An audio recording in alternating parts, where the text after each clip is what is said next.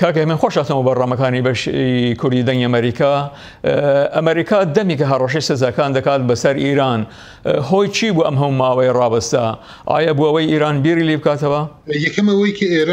ئەمریکا دەبوو لە بڕیارێکی پێشووی خۆی پاشگەز بێتەوە، واتە ئەو تەحریمانەی کە لەسەر ئێران لای بربوو ساڵی 2015 دەبوو سەر لەنوێ بهێنێتەوە. ئەوەش تەبعەن شتێک نەبوو کە ئاسان بێت و پێی خۆش بوو حەدەلئیمکان ئێران بەبێ پێویستی بە گەڕانەوەی تحریمەکان پێداچوونەوە بە سیاسەتەکانی خۆی دابکات کە وەدی نەهات. دواتر ئەو ڕێگایی گرتە بر کە قۆناغ بە قۆناغواتە لە مانگی 5 سەرەتا بەشێک لە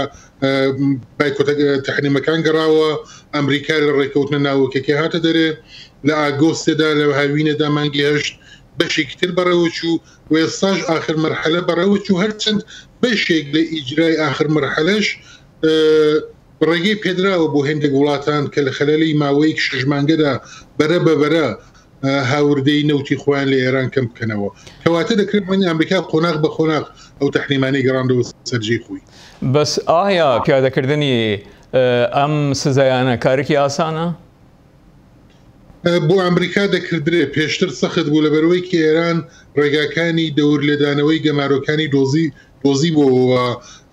لە سەردەمی ئۆبامادا بەشی زۆری بایکۆتەکان تحریمەکان لە ڕێگای تورکیەوە لە ڕێگای قەتەر و ئیماراتەوە دەور لێدراوە، هەروەتر بە هاوکاری چین و یەک دوو وڵاتی تر بۆ وێنە بلاروس. بەڵام ئێستا دوای جیرانی ڕەزازەڕا بوو بەرپرسی بانکی ئەمریکی و هەروەها دوای وەی کە ئێستا تەکنۆلۆژیای ساتەلایت بۆ دۆزینەوەی کەشتەکان ئاسانتر بووە بۆ زانیارانەی کە ڕەزازەڕاب لە اختیاری دادگای ئەمریکاینا. ئێستا ڕێگاکانی دەورلێدانەوەی گەمارۆکان بۆ ئێران زۆر سەختە، کەواتە احتمالی هەیە گەمارۆکان ئەوجار تحریمەکانی ئێران کاریگەرتر بێت و ئیجراکی بۆ ئەمریکا ئاسانتر بێت. کاکیمان ئەمریکا ئەم کارانەی یەکلایانانە ئەنجام داوە، تا چەند لێرەدا بەرژەوەندی دۆست و هاوپەیمانەکانی لە بەرچاو گرتووە؟ ئەمریکا دەکرێت بڵێن لەبەر بەرژەوەندی دۆست و هاوپەیمانەکانی ڕێکەوتنەکەی 2015 ئیمزا کرد، بەڵام دیتی کە نەتیجەی عەکسیدا، واتە مەترسی ئێران لەسەر جێی خۆی ما، بەڵکو مەترسی ئێران لە چەکە ئەتۆمەکەی ڕاگوازرا بۆ چەکە موشەکە ئاسمانەکانی وەروەها دەستکراوەبوونی بۆ دەستێوەردان لە سووریە و لە عێراق و لە یەمن. کەواتە دەکرێت بڵین ئەوە لە سەردەمی ئۆبامادا بوو کە یەکەم جار ئێران پێشێلکاری کرد. ئەو دەستەواژەیە کە ئێران ڕوحی ڕێکەوتنە ناوەکەکەی لە بەرچاو نەگرتووە، ئەوە یەکەم جار ئۆباما کرد. کەواتە دەکرێت بڵین ئەمریکا زۆر بە پراکتیک هاتە مەیدان، دەست و پەیوەندیەکانی لەگەڵ ئێران کردەوە، پارەیەکی یەکجار زۆر لە ئەمریکاوە هات بۆ ئێران، کۆمپانی ئوروپیەکان مەجای وایان پێدرا کە بێنەوە ناو ئێران ئیش و کار بکەن، بەڵام هیچ کام لەوانە ئاکامی باشی لەبارەی گۆڕینی مەترسی ئێران یا گۆڕینی سیاسەتی ئێران بۆ ناوچە نەبوو. کەواتە لێرەدا ئەمریکا بەرژەوەندی وڵاتانی هاوپیمانی خۆی بۆ گرنگ نەبوو بۆ بڕیارێکی مێژوویدا کە دوژوارترین گەمارۆکان لەسەر ئێران ئیجرا بکە. بەس کاکە من تۆزانی زۆری وڵاتە ئەوروپایەکان بگرە رووسیا و چینش و هەندی لە وڵاتانی ئاسیا دش بەم سزایان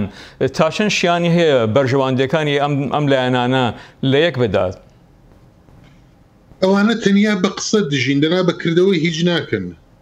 هێستا تەحریمەکان تەواو ئیجرانەک بوو لە 5 مانگەوە کە نزیک بە 100 کۆمپانیای ئوروپایی و تەنانەت بە چینی و بە رووسیش و ئێرانی بەزێش بوو. ئەوان بازاری گەورەی ئەمریکا لەدەست نادن بە خاتری پەیوەندی لەگەڵ ئێران، بەڵام وەکو دانوستاندن ئاخر محاولەی خۆیان دەکرد کە نەبێت و هەروەها شەڕ بۆ شتێکی گەورەتر دەکەن، بەتایبەت ئوروپیەکان دەترسن لەوەی کە لە داهاتوودا ڕەنگە چەند ساڵی دیکە ئەمریکا و گەمارانە بخاتە سەر چین و داوایەکی هەوچەشنی ئەوەی لە ئوروپیەکان هەبێت. ئوروپیەکان بۆەوەی کە بۆ ئەو ڕۆژە بتوانن نای بە ئەمریکا بڵێن، ویستیان لەسەر مۆزووی ئێران معاملە بکەن، بەڵام لە نهایەدا لەسەر مۆزووی ئێران کورتێن بۆ هیوایە کە لانی کەم تووشی ویستێکی زۆر گەورەتر لە داهاتوودا بە نیسبەت چین نەبنەوە. کاکەیمانی مەزانین زۆری لە هاوڵاتیانی ئیرانی چ لە ناو وە چ لە دەرەوەی وڵات لەگەڵ ئەم سزایانەدا نین گوایە ئەوەندە زیان بە هاوڵاتیانی ئیرانی دەگەێنێ ئەوەندە زیان بە ڕژیم و سەرانی ڕژیم ناگەێنێ خوێندنەوەیەوە چییە؟ من گومانم هەیە تماشاکەن بە حاڵەتی تئۆریک هەمیشە تحریم و بایکۆت و گەمارۆدان شتێکی خراپە لا برنی تحریم و بایکۆت و گەمارۆدان شتێکی باشە بەڵام بەڕاستی ئەوە شامیلی ئێران نەدەن بۆ مانایە ئەگەر تحریمەکانی سەردەمی ئۆباما نەبا ئێستا ئێران خاوەنی چەکی ناوەکی بوو بەڕاستیدا تحریمەکانی 5-6 ساڵ سەردەمی ئۆباما بوو کە ئێرانی هەندا مەجبوری کردهێنایە سەرمیز و توێش کە واز لە بەرنامە ئەتۆمەکانی خۆی بێنێ بە پێچەوانەکەشی لابرنەوەی تحریمەکان لە 2015 هیچ خێروبێرێکی بۆ خەڵکی ئێران نەبوو واتە ئەو پارە خەیاڵی کە لە ئەمریکا و لە ئەوروپاوە هاتەوە بۆ ئێران دینارێکشی نەهاتە سەر سفرەی خەڵکی بەڵکو چوو بۆ سەر سفرەی حیزبوڵڵا لە لوبنان و چوو بۆ سەر سفرە و چەکوچۆڵ بۆ بەشار ئەسەد لە دمشق و هەروەها حوسەکان لە یەمەن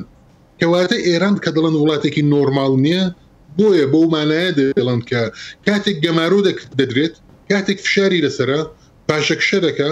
واز لە چەکی ئەتۆمی دێنێ کاتێک کە حەز بە ئازادی بکە پلانەکانی خۆی لە ڕۆژهەڵاتی ناوین و بۆ دامەزرانی هیلالی شیعە درێژە دەدا بۆیە پێم وایە لەو یەک حاڵەدا ئەگەر بۆ وێنە گەمارۆکانی ساڵەکانی 2010 و 2010 و 2012 نەبا ئێستا میلیار پارەی خەڵکی هەژاری ئێران سەرفی دامەزرانی دەستگای ناوەکی و بۆمبی ئەتۆم دەبوو ئێران دەبوو بە مەترسێک وەکو کۆرەی شمالی کاکە هێماوەکو باز دەکرێت ئەمریکا ڕێبازێکی دیاریکراوی بەرامبەر بە ئیران نییە بەس ئەم سزایانە ئایا بە بەڕێوەبەرەتی ترامپەوە گرێدراوە و ئەگەر هاتوو بەڕێوەبەرەتێکی نوێ هاتە سەرکار شیانی گۆڕانی هەیە؟ ئەوەی کە دەفەرمون ئەمریکا پلانێکی داڕژراوی بۆ ئێران نییە ئەوە بۆ سەردەمی ئۆباما بوو بەڕاستی ئۆباما نەیدەزانی لەگەڵ ئێران چ بکە ئۆباما بە تایبەتی لە دەرەوەی ئێران لە عێراق لە سووریا لە لوبنان دەستی ئێرانی کردەوە ئەو کارەساتێکی ئێستا لە سووریە شاهدین کە نزیک بە 9 میلیۆن کەس کوژراوە ئەوە یادگاری تعاملی و سیاسەتی سەر لە شێواوی ئەمریکای سەردەمی ئۆباما بەنسبەت ئێران بوو بەڵام ترامپ بە هەموو کەم و کۆڕەکانەوە لانی کەم تا ئێستا بەنسبەت ئێران خاوەن استراتژیەکی تایبەتە دەڵێ فشاری ئابووری بۆ ئێران دێنم ئێران گەرمە سەرمێزی و توێش مەجبوری یەکەم بە سیاسەتەکانی خۆی بەنسبەت ناوچەدا بچێتەوە باز لە ڕووخانیش ناکە باز لە هێرشی نیزامیش ناکە مۆزوعەکەی زۆر مشەخەسە فشار و زەخت و گەماروی ئابووری و سیاسی بۆ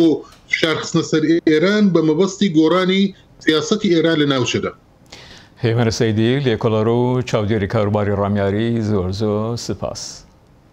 سپاس بۆ